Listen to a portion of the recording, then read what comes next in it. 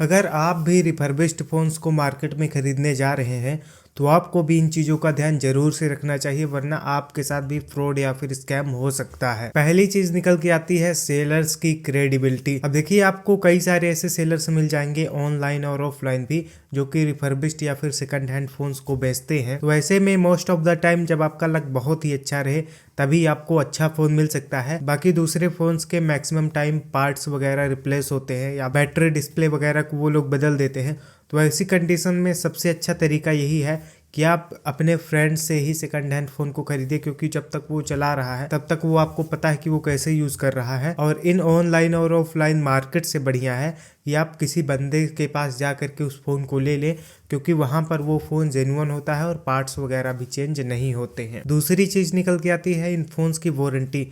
आप एक बार फ़ोन लेने से पहले उस फ़ोन की वारंटी को ज़रूर चेक कर लें। मैक्सिमम टाइम प्रयास यही करिए कि जब उस फ़ोन की वारंटी हो एटलीस्ट 6 मंथ या फिर 3 मंथ्स की, तभी आप उस फ़ोन को लें। अन्यथा वारंटी खत्म हो जाने के बाद उस फ़ोन को खरीदने से बचे ही, क्योंकि कई बार फ़ोन में कुछ छोटी मोटी प्रॉब्लम्स आ जाती हैं, जो कि अगर एक बार में आप जाएंगे उसको देखेंगे चलाएंगे तब आपको समझ में नहीं आएगा, बट लॉन्ग टाइम में जब आप उस फ़ोन को यूज़ करेंगे तब आपको उन चीज़ों के बारे में पता चलेगा। तो ऐसे में अगर वारंटी नहीं है आपके पास तो फिर आप उस फ़ोन को लेकर के फंस जाएंगे। तो एटलीस्ट ट्राई करिए कि उस फ़ोन के साथ आपको 6 मंथ या फिर 3 मंथ की वारंटी मिल जाए। अब देखिए, सेकंड हैंड फोन्स को लेते समय भी फोन्स की कई सारी कंडीशंस होती हैं, लाइक न्यू, सुपर, गुड और एक्सेप्टेबल की। तो आप प्रयास करिए कि जब आप फ़ोन लें तो लाइक न्यू और या फिर सुपर कंडीशन वाला ही ले। इससे नीचे की कंडीशन के फ़ोन बहुत ही ज़्यादा बुरे रहते हैं, मतलब कि आप उनको यूज़ नहीं कर पाएंगे, इतने बुरी कंडीशन रहती है। तो अगर आप ऑनलाइन या ऑफलाइन से ले रहे हैं तो ट्राई करिए कि आप लाइक ए न्यू वाला ले या फिर सुपर कंडीशन वाला ले। उससे नीचे की कंडीशंस को आपको ट्राई नहीं करना है। अगली चीज़ निकल के आती है IMEI नंबर चेक। अब सबसे पहले आपको फ़ोन के IMEI नंबर को बॉक्स के IMEI नंबर के साथ चेक करना है, और उस IMEI नंबर को आपको ऑनलाइन पोर्टल पर डाल करके देखना है कि ये फ़ोन जेन्युइन जो सेलर बेच रहा है उसी का है या फिर नहीं। कई बार ऐसा होता है कि चोरी वाले फ़ोन्स भी आपको दे दिए जाते हैं, और उस वाली कंडीशन में अगर पुलिस की पूछताछ होगी तो पुलिस डायरेक्ट आपके पास ही आएगी, तो फिर बड़ी समस्या हो जाएगी एक छोटे फ़ोन को खरीदने के साथ। अगली चीज़ निकल के आती है उस फ़ोन की बैटरी हेल्थ। अब जब आप फ़ोन लीजिए तो आईफोन्स में अगर आपको फ़ोन 85 से 90% तक की बैटरी हेल्थ वाला मिल रहा है तो उस वाली कंडीशन में वो आईफोन सही रहता है। बट आईफोन्स के साथ बहुत ज़्यादा फ्रॉड हो रहा है, क्योंकि सॉफ्टवेयर के थ्रू उसकी बैटरी को बूस्ट करके 100% कर दिया जाता है। कई बार ये बैटरी को सॉफ्टवेयर द्वारा बूस्ट कर दिया जाता है, और कई बार जो है तो बैटरी को ही रिप्लेस कर दिया जाता है।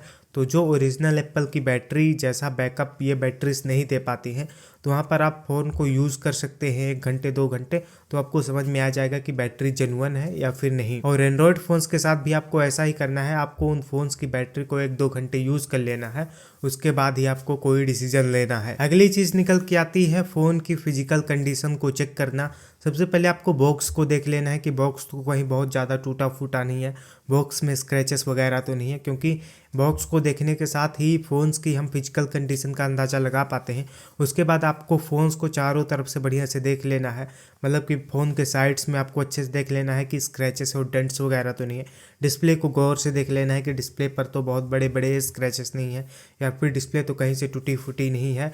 और बैक साइड में कैमरे की रिंग जो लेंस रहते हैं वहाँ पर भी आपको ध्यान से देखना है कि वहाँ पर कोई बड़े बड़े स्क्रैचेस तो नहीं है जो कि आपकी फ़ोटो क्वालिटी को ख़राब करेंगे। और ऐसे ही आपको कैमरा, स्पीकर, माइक और चार्जिंग पोर्ट को भी देख लेना है, और इन सभी को भी टेस्ट और यूज़ कर लेना है। और अगली चीज़ निकल के आती है इन फोन्स का सॉफ्टवेयर टेस्ट, जहाँ पर सबसे पहले आपको डिस्प्ले का टच चेक करना है। अब इसके लिए बहुत सारे सॉफ्टवेयर्स आपको प्ले स्टोर और ऐप स्टोर में मिल जाएंगे, तो ज़रूर ये चीज़ करना है कि डिस्प्ले में सही एरियाज में टच प्रॉपर तरीके से वर्क कर रहा है या फिर नहीं। दूसरी चीज़ निकल के आती है फ़ोन की फिंगरप्रिंट और फेस आईडी वर्किंग है कि नहीं। एंड्रॉयड फ़ोन में आपको फिंगरप्रिंट देखने को मिल जाएगा और आईफोन्स में आपको फेस आईडी देखने को मिल जाएगी, तो मल्टीपल टाइम्स आपको अपना फिंगर और फेस रजिस्टर करके बार बार चेक करना है। अगली चीज़ निकल के आती है नेटवर्क का टेस्ट। आपको उस फ़ोन में अपने सिम को डालना है और नेटवर्क का टेस्ट कर रहा है कि प्रॉपर तरीके से नेटवर्क आ रहे हैं या फिर नहीं आ रहे हैं। आपको कॉलिंग भी करनी है, बात भी करनी है थोड़ी सी, और इंटरनेट भी चला करके देखना है। और अगली चीज़ निकल के आती है ब्लूटूथ, GPS और वाईफाई की चेकिंग।